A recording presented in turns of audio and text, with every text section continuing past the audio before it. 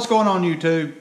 Hope everybody's new year is starting off great, and I don't know what part of the world everybody is in, but I know right here it is cold as shit, so I'm going to keep this video as short as I can. If you want to know what's going to happen to the 405, Big Chiefs list, whatever, watch this video to the end, and you will see what I'm talking about, and you can bitch in the comments, whatever, but watch this video to the end and I will explain to you what is going to happen to the list and who's going to fall off, where they're going to be, what's happened, what's going to happen. Listen to my spiel about Bristol, watch it to the end, and tell me what you think is going to happen in the comments below, and enjoy the video. With a lot to talk about that happened at the Bristol race, I want to get right into it, and there's a few smaller things that I want to mention. One being when Kamikaze raced that diesel truck, it showed an in-car shot of that El Camino, and that is one sketchy looking cage in that car. He had all kind of movement. He was moving around. He was twisting. You know, it was, for that car to be as fast as it is and as fast as it's going to be, I really hope that Chris does some updates, upgrades, whatever, to that cage to keep him safe, and to, if something was to happen, to keep anything major from happening to Chris himself. You know, a lot of these cars has just insane chromoly cages, and that just didn't have it. Second thing I'm talking about is that twin turbo Impala, that red one of Larry Baker's. I didn't know he was from the 405, but man, that is one beautiful looking car. To me, that is one of the best looking cars that was there. I had no idea that he was from the 405. I've seen the car, you know, on 1320 on several different videos, but I had no idea who he really was or where he was from, you know. But I love that car. I love how them turbos are sticking out from under the hood. I think it's intimidating. I think it's wicked looking, and that car is stupid fast. Another smaller thing I want to talk about is the guy from NOLA, Barry Nicholson, the one that drives the Godfather. When he raced Shane, he got a big jump on Shane. Shane was sleeping at the tree, and Shane just drove around that car. And I don't know if Shane's car is that fast or something happened or what, or sometimes on the show the camera angles are so tricky that it makes things look more drastic than what it is in real life. I know at the JJ Arm Drop, when Ryan Martin was racing Jackie Knox in that Sonoma, Jackie was on him 5 or 6 car lengths, and it looked like Jackie just hit the brakes, and that car went around at 40 miles an hour faster than what Jackie was going. And I don't know if it's the same type thing happened there, you know, with the swapping of the cameras made the angles look different, or what the deal was, but it looked like he just walked off and left him. Don't know what happened. You got 100 people putting cameras in cars that are not car guys, that doesn't know exactly what's going on, and then you have 100 more people editing the show who also isn't car guys, who thinks it looks good. You know, when they put the F1 sounds in over the sound of a, you know, V8 American muscle car, who in their right mind thinks that even sounds right? You know, they talk about it a lot on the podcast, and or used to talk about it more, but it doesn't even sound right, look right. You know, when the Street Outlaws first come on, I mean, I noticed it first race it went down. It sounds stupid. I don't know why they done it. Sometimes they put them in there, sometimes they don't. You know, I don't know if audio is messed up by wind or what, but stop it, please. Discovery Channel, Pilgrim, if you're listening, please stop. Stop. It sounds stupid. Stop. When Ryan Martin was racing David Bird Jones, before the race, in the interview, Ryan said that there's always extra pressure when you're racing one of the NOLA guys. Now, I know that he come down there when everything was stolen. He was racing Bodie's car, that he come to NOLA and he raced with them guys, but he's from Texas, so I'm not sure what Ryan meant by that. Just something I found in there that I wanted to know the answer to, so if you do know the answer to that, tell me down below. I tell you one more thing about this Bristol race that I really didn't like compared to just Street Outlaws, and that is, you know, this was filmed live. There was You know, I had videos of it. Everybody had videos of it. And if you listen to the podcast and you go to one of these events live, all you have to do is search it on YouTube. You know every little thing that happens, minus the behind the scenes, you know, and may even find that. You know, I've got a lot of footage that I haven't had time to sit through and edit yet of behind the scenes of this stuff, you know. I remember, you know, 10 years ago when I think it was Spike Channel, you know, had all them 30-minute car building shows. You know, I love them, and I enjoy it, and I'm going to watch it, but I really don't know how much I'm going to like the Street Outlaws Live when you know everything that's going to happen. You know who won, you know who raced who outrun who, what happened, who wrecked. You've done seen it before it airs, and that is one thing that I didn't think about prior to all this stuff going down, but I just really don't think I'm going to like it. Still going to watch it, but I don't like knowing what's going to happen 100% before it happens on live TV. One more little thing I want to talk about before I kind of get into the main topic of this video.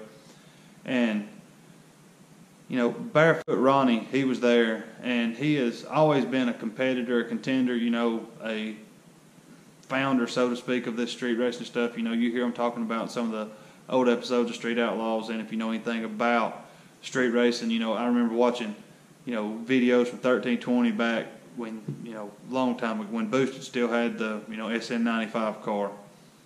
And Barefoot Ronnie has just kind of fell off, and he still makes it to all these races, but he never advances past the first or second round. And I hate to say that. I have always thought he had some beautiful, them Novas was beautiful.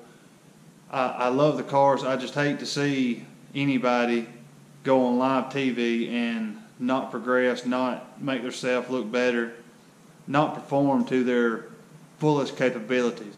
I really feel like, you know, that there's nothing fake about Street Outlaws, the racing aspect of it. You know, some of the stuff that Asian and Farm Truck does, you know, that's all gimmicks for TV, you know, the whole pranking them and all that. You know, I really don't fall into a lot of that stuff or get led into it, you know, but all of the racing, I really don't see how any of that is fake.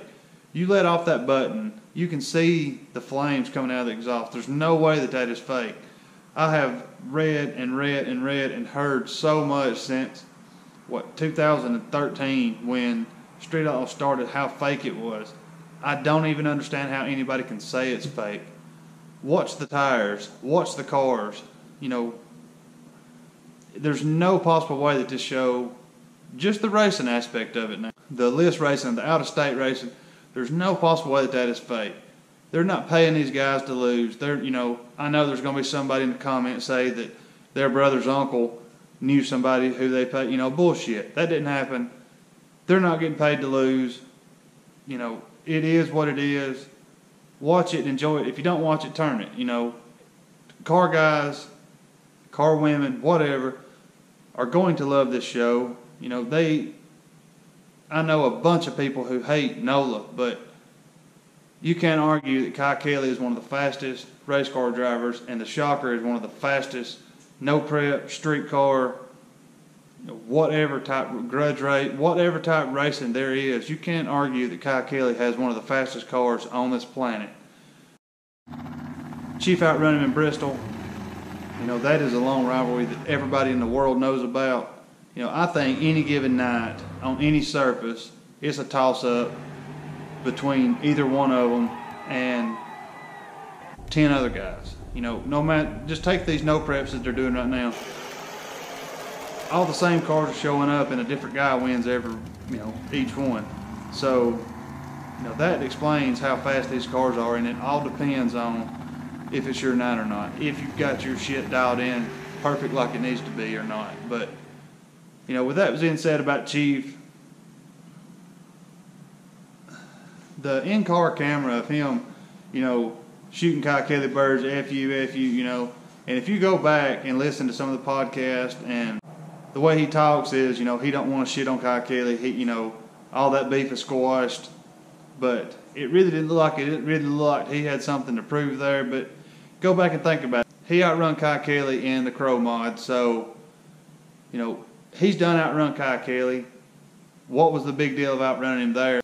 Other than the fact there was 32,000 people in the stands, that got to see it. You know, I didn't like that. You know, that's my personal opinion. But now, I got one more thing to say before I talk about the list right quick, and that is Memphis Street Outlaws is coming on the 15th of January after Street Outlaws 405. I thought that they would wait until the 405 went off and then it was going to be Memphis and then it was going to be live. But 2 hours of racing, fine with me. And now I want to talk about the list, how it's going down, what's fixing to happen, who's falling off, who's staying, whatever. Chief and Sean will be back in a week or two. I feel like they're going to pick up right about the time they hit Doc. You know, it's just going to follow that way. With that being said, I want to talk about Dominator right quick. He's going to have to quit holding on to that number 10 spot, or he's going to have to fix his car, one of the two. He is holding up the list. He's holding up progress. He is not getting any better. It has been a year now. Figure it out. Fix it. You make enough money off this show to fix that car. I love that car. I love Joe. I think that he's one of the best guys on the show, but he's not progressing any. He is just holding up the list. He is slowing down the list. Please, for the love of God, fix your car before you come back and get on the list again. Jeremy's fixing to fall off that list. Reaper is going to fall off that list. Shane is going to come back on that list. I would rather see Farm Truck holding on to number 10 than I had the ones who can't get their shit together enough to make a pass. Reaper beat Doc. 1 out of every 50 passes in that car is fast. The other 49 are shit shows. And please fix your cars before you come out there and embarrass yourself in front of the whole world. I feel like I have said from day one, Fireball Camaro is going to hang on to that number 1 spot. That is the fastest car the 405 has, hands down in my book. You got to think, they are new to the street compared to a lot of the other guys. Chuck's car, 60 foots like you wouldn't believe, and then it ain't no faster than any of the rest of them. He's going to hang in there, the top 2 or 3.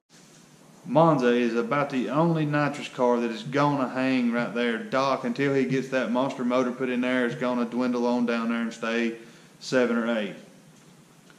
Daddy Dave going to stay 3 or 4. Shane and Bob, what that car has going for it is you ram that much boost down that small block, it's going to go. The car don't weigh 1,500 pounds. It's a Vega. It can't weigh much. That car is a top contender because of how light it is. You got to think also, Jeff Lutz is fixing to put that 57 on that list. There's another one that's going to knock off one of them bottom 3 or 4 guys that can't get it shit together. It would not surprise me if Doc does not hover at 10 or even fall off this list before he comes back up it. I truly think that he is not a contender in that list as of what the show is airing right now. One more thing before I cut this video short. If you know exactly what happened to the podcast, I've heard 100 different stories. If you have any, true evidence, I've read what all Chiefs put on Instagram. But if you know exactly if it's gone forever or what, please let me know in the comments, and I would really, really appreciate it because I really love listening to that podcast. Every day I'd search to see if there was a new one. I do not want it to go away. If you have any information, let me know. Leave all your comments below as usual, or you can email me. Email address is on the screen right now. I want to end this video right now. It's about 10 degrees. I'm freezing my ass off, but hope everybody has a good day, and Godspeed.